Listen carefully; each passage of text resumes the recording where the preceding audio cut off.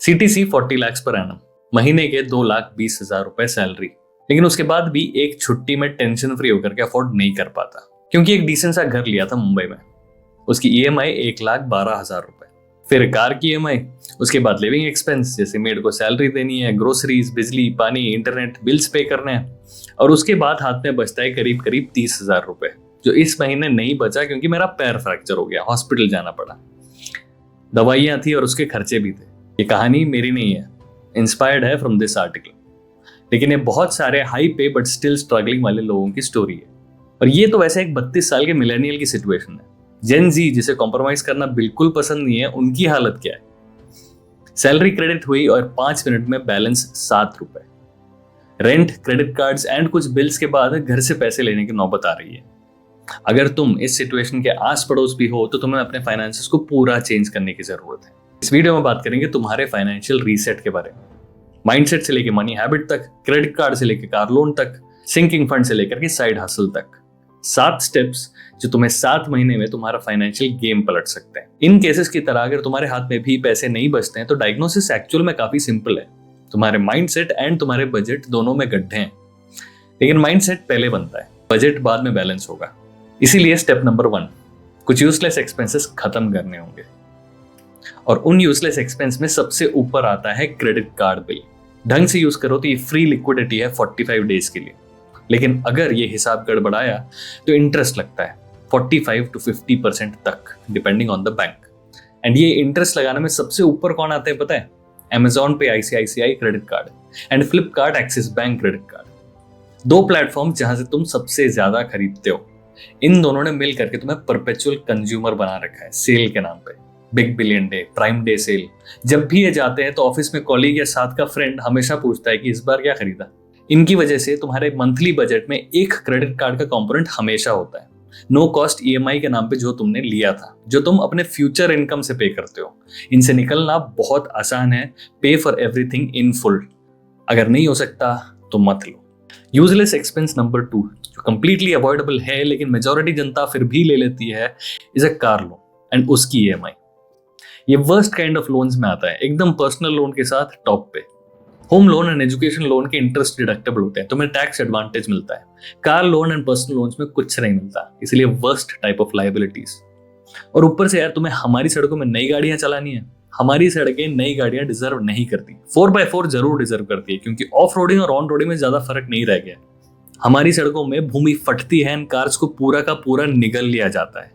हमारी कंट्री में एक कार खरीदना 2 कार खरीदने के बराबर है क्योंकि GST, रोड टैक्स, सेस के नाम पे तुमसे दबा के वसूला जाता है और बदले में तुम्हें कुछ खास इंफ्रास्ट्रक्चर फैसिलिटीज भी नहीं मिलती है। मैं आज की डेट पे अपनी 20 साल पुरानी वैगनार चला रहा हूँ जिसके इंजन ने मुझे कभी धोखा नहीं दिया।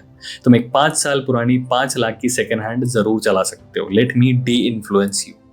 मेरी वाली मैं तब तक चलाऊंगा जब तक इसके चक्के ना गिर जाए।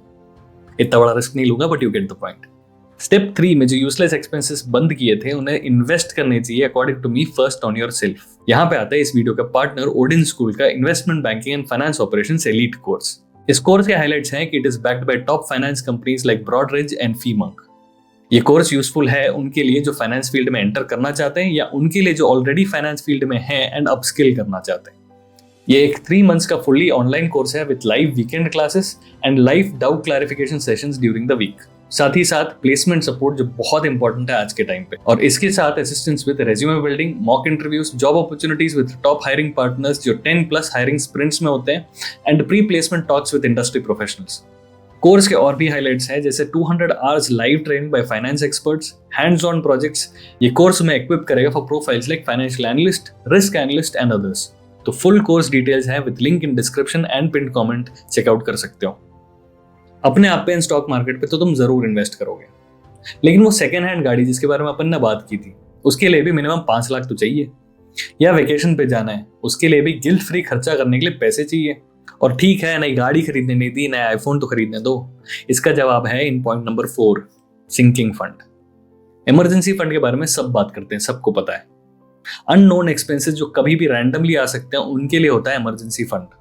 वहीं नोन एक्सपेंस जैसे कार, वेकेशन या आईफोन, उनके लिए होता है सिंकिंग फंड। मान लो तुम्हें आईफोन खरीदना ही है, 15,000 रुपए बचाओ 10 महीने के लिए, 1.5 लाख रुपए कैश स्टोर में लेके जाना, फेंक के मारना और आईफोन प्रो मैक्स लेकर के आना। इस बहाने फाइनेंशियल डिसिप्लिन भी सीख लोगे, क्रेडिट कार्ड का झोल भी नहीं होगा। लेकिन यहाँ पे डिस्क्लेमर है कि अगर तुमने 1.5 लाख रुपए फाइनेंशियल डिसिप्लिन के साथ जमा कर लिए तो मोस्ट लाइकली उसे आईफोन पे तो नहीं उड़ाओगे, शायद सुधर जाओगे। पॉइंट नंबर 5, एक कन्फेशन के साथ। मैंने लाइफ में एक बार बिग बॉस देखा है, 2019 वाला सीजन, एंड मेरे 2 फेवरेट कैरेक्टर्स थे, सिद्धार्थ शुक्ला एंड शेफाली जरीवाला। अनफॉर्चुनेटली इन दोनों की डेथ बहुत ही अब्रप्टली हुई थी। Life is uncertain, death is certain, इसीलिए life insurance is a must. वो भी हमारे देश में। मुंबई में बिलबोर्ड कोलैप्स हो जाते हैं लोगों पर, पूरी की पूरी ब्रिज गिर जाती है नदी में। हमारे नए भारत के कैपिटल दिल्ली की एयरपोर्ट तक की छत गिर जाती है लोगों पर। अनगिनत ऐसे केसेस हैं जहां पे हमारी ही गवर्नमेंट की क्रिमिनल नेग्लिजेंस की वजह से नॉर्मल सिटीजन्स एंड उनकी फैमिलीज को भुगतना पड़ता है। इंडिया में हैं हम लोग, इसलिए कह रहा हूं अगला बिलबोर्ड तुम्हारे सिर पे गिर सकता है। सिर्फ प्रोबेबिलिटी का खेल है, इसीलिए तुम सिर्फ एक ही चीज कर सकते हो, protect your family financially with a life insurance. और ये लाइफ इंश्योरेंस सिर्फ सिक्के का एक साइड है। दूसरा साइड है पॉइंट नंबर 6, हेल्थ इंश्योरेंस। एक फ्रैक्चर, उसके रिलेटेड सर्जरी, कुछ दिन आईसीयू में, साथ में मेडिसिन, मतलब तुम्हारे इमरजेंसी फंड का बैंड बच सकता है। मेडिकल इन्फ्लेशन इंडिया में 14% है। ऑन एवरेज सैलरी हाइक्स नहीं होती इतनी ज्यादा, और ये मेडिकल इन्फ्लेशन बढ़ने ही वाला है क्योंकि कॉर्पोरेट हॉस्पिटल्स में एंट्री हो चुकी है प्राइवेट इक्विटी प्लेयर्स की, जिन्हें सिर्फ रिटर्न से मतलब है, यानी हॉस्पिटल बिल्स बढ़ने ही वाले हैं। वहीं दूसरे साइड तुम सरकारी हॉस्पिटल्स भी नहीं जा पाओगे क्योंकि वहां की हालत इतनी खराब है कि एग्जिस्टिंग बीमारी के साथ साथ एक नई बीमारी और आ जाए। सिचुएशन ऐसी होने के बाद भी इंडिया में 50% पॉपुलेशन या तो अंडर इंश्योर्ड है या तो बिल्कुल इंश्योर्ड नहीं है। आज भी तुम बहुत सारे लोगों को ये बोलता हुआ सुनोगे कि हेल्थ इंश्योरेंस स्कैम है, ये एक गवर्नमेंट रेगुलेटेड इंडस्ट्री है। हाँ, इस इंडस्ट्री में माल प्रैक्टिसेस हैं, जैसे और भी इंडस्ट्रीज में माल प्रैक्टिसेस हैं, लेकिन इसका मतलब ये नहीं है कि तुम्हें इस पूरी इंडस्ट्री को स्कैम है बोल करके अपने आप को प्रोटेक्ट ना करो, क्योंकि ये एक रियलिटी बनती जा रही है कि अगर तुमने हेल्थ इंश्योरेंस नहीं लिया तो तुम लिटरली गैम्बल कर रहे हो अपने हेल्थ एंड वेल्थ के साथ। पॉइंट नंबर 7, सिस्टम से बाहर निकलने का रास्ता। अभी तक तुमने अपने यूजलेस एक्सपेंसेस एलिमिनेट कर दिए, खुद पे इन्वेस्ट कर लिया, सेफ्टी का इमरजेंसी फंड और गिल्ट फ्री का सिंकिंग फंड भी तैयार कर लिया, और अपने रिस्क भी कवर कर लिए। अब क्या? अब तुम अपने लिए काम करो, साइड हसल, फ्रीलांसिंग, अपना यूट्यूब चैनल, अपनी स्किल्स को मोनेटाइज करो। जो भी तुम्हारा गेम हो उसमें टाइम और दिमाग दोनों डालो, पूरी स्ट्रेटेजी के साथ उसे एक बिजनेस समझते हुए। चला तो चला, नहीं चला तो नहीं चला, वैसे भी कुछ टाइम बाद किसी को कुछ याद नहीं रहने वाला। तो जस्ट स्टार्ट। पहले तुम्हारा माइंडसेट बदलो, फिर तुम्हारे एक्शंस बदलेंगे, फिर बदलेंगे रिजल्ट्स। सिर्फ 6 से 7 महीने और थोड़ी डिसिप्लिन के साथ तुम्हें जमीन आसमान का फर्क दिख सकता है अपनी लाइफ और फाइनेंसेस दोनों में। और let's be frank, 2025 is not a good year job market के रिगार्डिंग, फ्रेशर्स एंड एक्सपीरियंस लोग दोनों के लिए। रिसेंटली हमने सुना TCS जैसी कंपनीज में भी ले ऑफ्स हो रहे हैं। ये सिर्फ TCS में नहीं, इन्फोसिस, विप्रो और बाकी कंपनीज में भी हो रहे हैं। गवर्नमेंट सेक्टर में भी देखा होगा SSC एग्जाम्स को लेकर के क्या तमाशा बना रखा है, यानी कमर कसने का टाइम है, क्रेडिट कार्ड और कार लोन से बचने का टाइम है, इमरजेंसी फंड्स और सिंकिंग फंड्स बनाने का टाइम है। इन शॉर्ट, खुद से रियल होने का टाइम है। वीडियो अच्छा लगा तो लाइक और सब्सक्राइब करना, शेयर करना अपने 40 लाख पर एनम वाले दोस्त के साथ। मिलते हैं अगले वीडियो में।